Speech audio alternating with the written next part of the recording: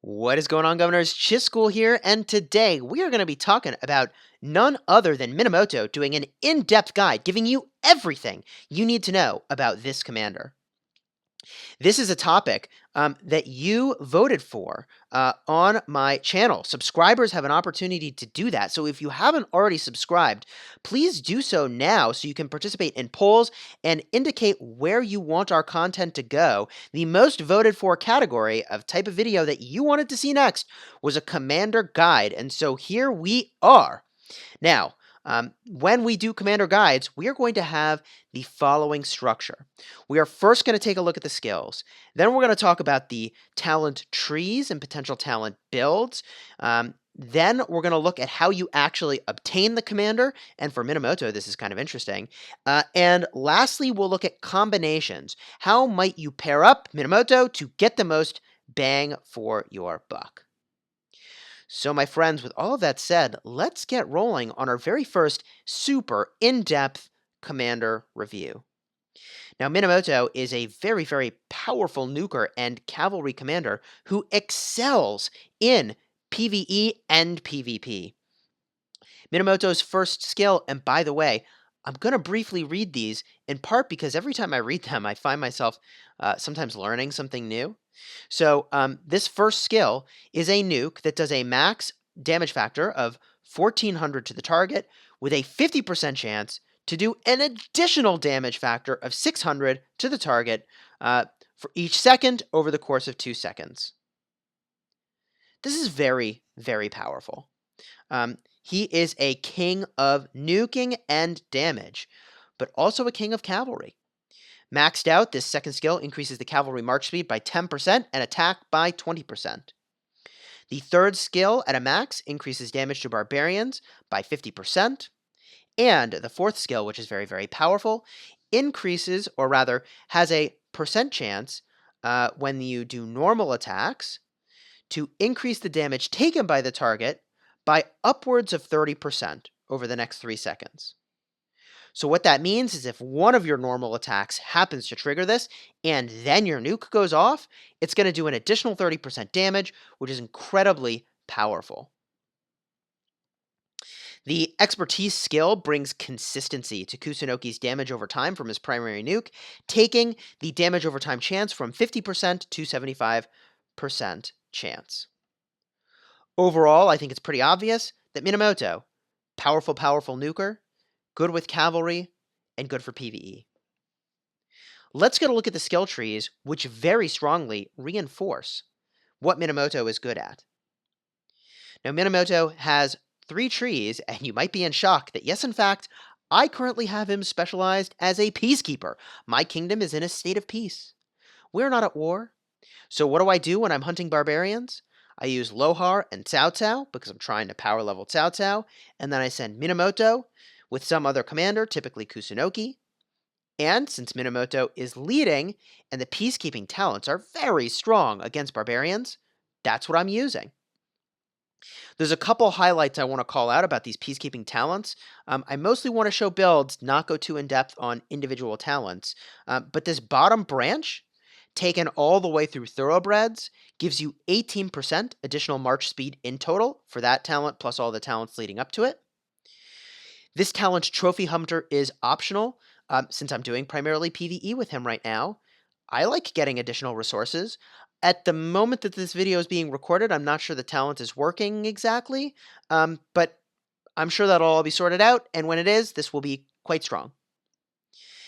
Now, these top talents are not often advocated for, and I think they're actually quite good. Killer Instinct increases damage to barbarians from normal attacks by 9%. And Domination means that your active skills are increasing damage by 15%. Very, very powerful. Double-Edged Sword is debatable. It increases the damage that you're dealing, but also the damage you take. This is a powerful skill when you can create a situation in which some other unit is the recipient of their enemy's active skills. Because that means you're doing a lot of damage to them, and they're not doing as much damage back to you, because they're not targeting you as the primary, you're only taking counterattack damage. This last skill here, I'm sort of trying it out. Curing Chant, I don't think is amazing. It heals some of your units um, at the conclusion of a fight, and like I would rather have done more damage in the first place, so I didn't need the healing. Like damage, a healing factor of 500 just doesn't excite me very much. Now, if you're not in a state of peace on your kingdom, or you prefer being a little more in the realm of nuking, you might consider the nuking branch. This is a branch I would recommend if you cannot run full cavalry and you're planning to use Minamoto for both PvE and PvP.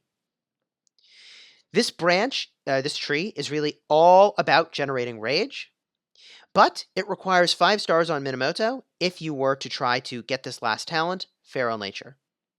Now, I would recommend you probably use some other commander as the primary because it takes a whole heck of a lot more experience to level up a legendary commander than it does any other type of commander. But with that said, if you were going to have less than the number of talent points required to get Feral Nature, I would try to get Rejuvenate. And I think this talent is very interesting. It restores Rage whenever a skill is used. You'll notice this doesn't specify for passive or active skills. It also doesn't specify for the primary or secondary commander. I would be curious to learn exactly how this works, but if I'm reading it correctly, and let me know in the comments if I'm not, if you pair Kusunoki with a commander that has a bunch of passive and active skills that can trigger, you could be generating a whole heck of a lot of rage, and that could get out of hand really, really fast. Now, if you did happen to have a full cavalry army, which I think is very hard to do, by the way, I would rather have an army that is at capacity, so I fill it all the way up to the max number of units I can put in it, at the maximum tier of troops I can create, which is typically meaning that it's going to be a split army across a bunch of different things, archers, infantry, and cavalry, rather than to have an army that is either not at max size or has like tier 2 units and some of your highest units in order to try and fill it out. So I would only go this cavalry route if you have full cavalry at your highest tier you can create and can max out the army. Now, if you can do that, which I can't yet, I would shoot first for the March Speed talents. You can pick up an additional 18 or so % of March Speed. You can pick up some March Speed when you are under duress and your units have suffered losses, and have a chance to increase your March Speed from your attacks. I think Equestrian Excellence is only so-so, but there's a lot of March Speed that can be gained here. In addition, and by the way, that's about 27 talent points to get all of those talents. You could also go into the Peacekeeping tree and pick up Thoroughbreds, which gives you another cool 18% movement speed, bringing you a whole heck of a lot of mobility with your cavalry, even without having the mobility tree, which is very powerful and we'll talk about in a bit. So those are the builds that I would potentially recommend for Kusunoki. If you're going full PvE, I honestly think Peacekeeping is very, very strong. If you're using, sorry, did I say Kusunoki? Minamoto as the primary commander. Nuking if you're going to be in PvP situations but don't have full cavalry. And cavalry if you're in PvP situations and you do have full highest tier cavalry to bring to the battle. Now you may be wondering, how do I unlock our good friend, Mr. Minamoto? Minamoto is different than most other commanders, and he can only be obtained from purchases, and specifically from purchases in the VIP shop, or rather the VIP chests. So you can see here there's a special privileged chest that offers Minamoto sculptures. You also unlock Minamoto the first time you make a purchase in the game. Now, I don't know if that qualifies for every purchase, but I did test out that if you buy a VIP pack, you get the bonus for having made a purchase, which is 10 Minamoto sculptures for free.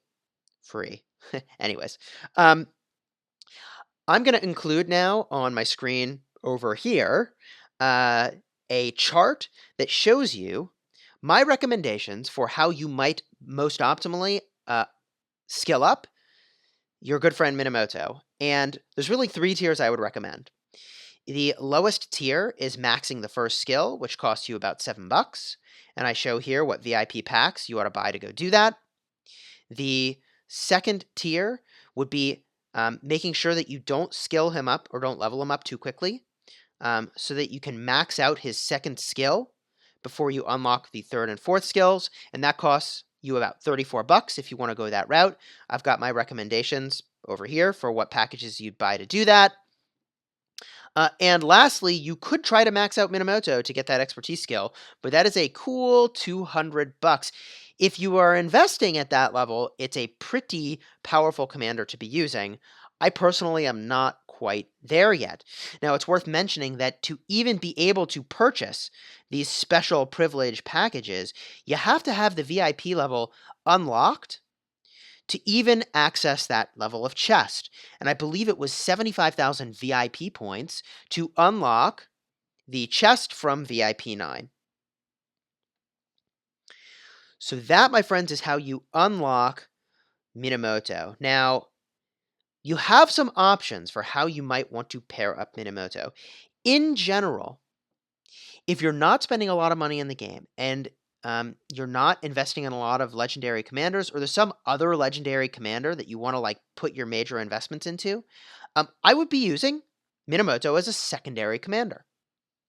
Now, that happens to not be the case for me because I want to create a unit with Minamoto and Cao Cao, arguably the strongest cavalry combination in the game, in which case I would recommend Cao Cao as the primary and Minamoto as the secondary. Now, there's another situation. In fact, there are many situations where I think Minamoto makes a very powerful secondary, and that is basically anytime you can create a leading commander that generates rage or boosts damage. So in the legendary tier, Caesar's first skill gives an attack bonus. So if you use Minamoto as the secondary commander, his nuke is going to do even more damage, which is excellent. Other nuking commanders that you might pair Minamoto with include Boudica, Kusunoki, and Sun Tzu. All of them focus on nuking or rage generation, which is very, very powerful. And that is exactly what you want to be doing with Minamoto. More rage means more nukes, which means crazy insane damage through the roof. Now, the other thing that you ought to be thinking about is how you want to make a cavalry unit, if you want to be making a cavalry unit. And there are 3 commanders outside of the legendary tier that you could pair with Minamoto, and you could use them as the primary commander instead to save you from having to spend a lot of experience leveling up Minamoto as a primary. And those 3 commanders are the Dragon Lancer at the advanced tier, which is the least amount of experience to level up, which means you could get a lot of talent points on him, which gives you, by the way, from his skills, march speed to cavalry, attack bonus, and defense bonus. Pretty basic. At the next tier, you have Lancelot, who has a really good first nuke, offers movement speed and attack bonus, has a chance to reduce damage taken, and when that unit becomes weak, they do more damage and move more quickly. Generally, I think if you're in the sort of headspace of doing mobility for PvP, and you should be, I would recommend probably Lancelot, honestly, as your primary, and Minamoto as the secondary. Now, the other commander you could use is Pelagius, but the problem here is that Pelagius doesn't have mobility options. So Pelagius has a insane single target nuke, which also restores rage, which is very, very good with Minamoto. He has cavalry attack and defense. He's a garrison commander and has some healing, but he doesn't have movement, and he doesn't have the mobility tree, which offers a ton of movement as well. So you can pair with Pelagius, but keep in mind that you're making more of a nuking unit than a mobility unit. So I suppose there is one other commander that is certainly an honorable mention here, which would be Tomogozen. And I've heard arguments that mathematically it's actually better to have her as the primary commander. I need to go investigate those arguments, but assuming you use her as the secondary commander, she's kind of interesting because she increases the skill damage by 15% and is restoring rage, which are both things that we really, really like for pairing with a commander like Minamoto. Um, yeah, I would probably stick to her as the secondary and Minamoto as the primary. Um, I'll investigate that a little bit more and let you know. Now, it wouldn't be a Rise of Civilizations Commander video if we didn't talk for a moment about Joan of Arc, because you could pair Minamoto and Joan of Arc.